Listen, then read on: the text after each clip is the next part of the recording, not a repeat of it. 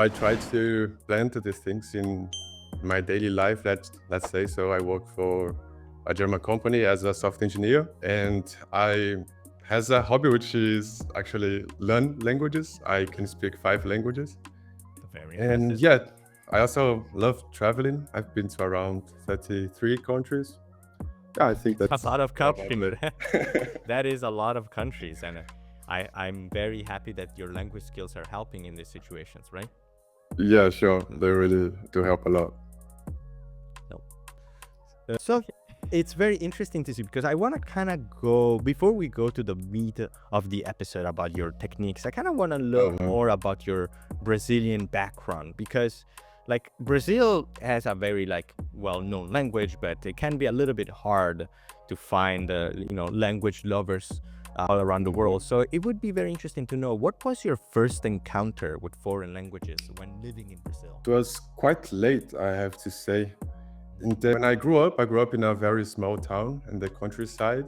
So I've never seen a tourist over there, no contact at all with foreign people. So, and also at the school, we don't learn other languages to be able to achieve fluency. So I found myself at the age of 22 and could only speak my native language and Portuguese. And my motivation was actually for professional reasons. I was at the university and also doing an internship. Then I saw, well, learn English is going to be important. Yeah, it is, especially for people coming from not only Latin America, but even other parts of Europe. Like learning English is, Yeah, I think nowadays, completely like you have to do it. It's mandatory. It is. exactly. So this was my first time when I really decided to learn a language, and it was English. And that was then my first contact with foreigners and with language learning. Yeah. And how did this experience shape the way that you thought about learning? Actually, I never had the thought of learning a foreign language before. I guess it was the lack of experience, the lack of contact with foreign people. Yeah. And what we have in Brazil, which people most do for learning a foreign language, is go to a private English school. And I think that was my first step when I thought about learning English. I started looking at some courses in a school. But in the end, I tried some different things, but this was my first approach because of, let's say, the cultural experience. Yeah, I've heard a lot of people that decided to take that one step and going through the dedicated English learning, universities. It could be also something minor, like in my case, I had a lot of English learning subjects in my public education. And this is something interesting because one of the elements that I like to ask whenever people tell about their academic side is, do you think Brazil as a whole, or at least the part of Brazil that you've been in, does its education system, in your opinion, prepare you well for learning languages and or did you have to build your schema or your methodologies completely on your own? No, I would say it doesn't prepare. I mean, I was hoping for like a nice, fantastic, but no, I guess No, it's no. not. And why is that? I mean, in public schools in Brazil, we do have English, but it's just few hours. I mean, I guess 50 minutes per week. It was at least in my case. 15? So Like 50. 50 minutes a week. That's still Exactly. very low, all things considered. Yeah. So in the end, it was possible to learn some vocabulary, some grammar rules, but it's definitely not possible to learn how to speak it. And many times, even the teacher couldn't speak English. Oh So, no. yeah, most of kids that do learn English, they have to go to some private English schools. You had a sigh of like you were relating to that. Does that happen in Germany as well, or? I mean, yes, it does. Even more from my experience as a German, as a foreign language teacher, and I was trying to teach people. Those weren't children, but adults. But just 1 hour a week, and it's just not enough. It's not enough. Doesn't get them anywhere. And just like you said, you might remember some vocabulary, but that's it basically. And you need to study at home. to I'd even say that like with only 1 hour in like the day, and that's, yeah, you do remember that vocabulary, but it sort of makes it look like, first of all, it's a burden because a lot of people don't have enough time to truly fall in love with a language. And also I've noticed that a lot of people that only use that type of learning tend to take the languages as some sort of jokes. Like they would make fun of like, oh, the pen is on the table, where is the bathroom, you know. At least that's in my opinion what For happens, sure. because in my school I was the kid that knows English better than everybody else in my classroom. So it was always funny the fact that like I would speak normal sentences and everybody was kind of taking, as you say in the Brits, or taking the piss out of out of the language, Yeah. which is a shame, because I do believe that language learning is extremely fun, extremely rewarding, also extremely useful. But hey, to each their own, and that's why places like Tandem exist, allow people to explore that passion for languages completely on their own. So yeah, we can get into the meat of this episode, what I think everybody's going to look for whenever they're clicking this episode. You want to do the honors? Yes, of course.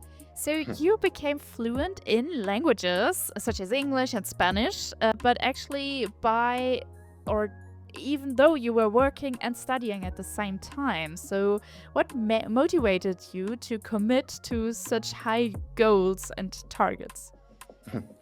My motivation was, I would say, about the experiences that I could have if I would learn such a languages, and also professionally. So I was 22 at the university and doing an internship. I heard about some job positions that would require English. Also about some colleagues talking about their business trip to, I guess it was India, which sounded very cool. And also at the university, there was some exchange programs abroad. I really wanted to do a semester abroad, and of course for that I needed English. These were my main motivation, so I decided to learn. So while you said it was professional motivation, but also the traveling part here. Oh, it's related to work. Nice, yeah. I think that's one of the greatest perks of knowing languages, is to get that little edge. Like even knowing a couple of phrases when you go to a foreign place, like makes you feel like you're in control of everything. So it's always nice. And as for the job description, I know so many people that have gone through this exact same sort of thing where they needed to know English, and in my case also French. Like if you try to go to Paris or in France, everybody needs to speak French, so everybody's scrambling. And it's interesting because a lot of people try to learn French very, very strongly. They put a lot of effort, a lot of money, and they kind of lose intensity very, very quickly. So it would be very interesting to know how you learn fluency so fast. What's your secret? Well, my story was, the first thing I did was to look at some English course. Then I saw that it was quite expensive for Brazilians, and I was a student still. And then I thought, well, it's too expensive for me.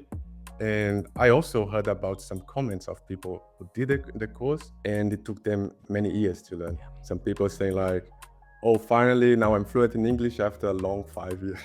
Okay, that's a lot. So yeah, and then I was thinking I would have to pay so much money and then wait so much time. I had the feeling there was something better. So I started looking on the internet how to learn English for free and also, let's say, a bit faster. And there was one video that really catched me. It was from a YouTuber explaining how she had like a laptop in her hand, telling how it's possible to learn a language from home. And everything you need is a laptop and internet connection and lots of willpower. Okay. And then I really saw that it could be possible to do at home. Then I created a plan, and I could achieve what I would say pretty much fluency, be able to hold the conversation in 1 year, studying 1 hour a day from home. 1 hour a day. That's quite the dedication. A lot of people don't get to do that. And it's interesting that you say like, oh, I created a plan. I don't know a lot of people that can say, oh, I created my own plan. Next thing you know, you're going to say like, oh, I've had an Excel spreadsheet of all of the times I learned languages and all the words. It's like, it's a lot of dedication. A lot of people don't get to do any of that. And it's fantastic to see how the system is being rewarding, because yeah, and talking about that plan, it would be super interesting to know a bit more about it. Like, what methods or resources worked best for you? How did you made up that plan? My plan, the initial plan was just to study, let's say, 1 hour a day for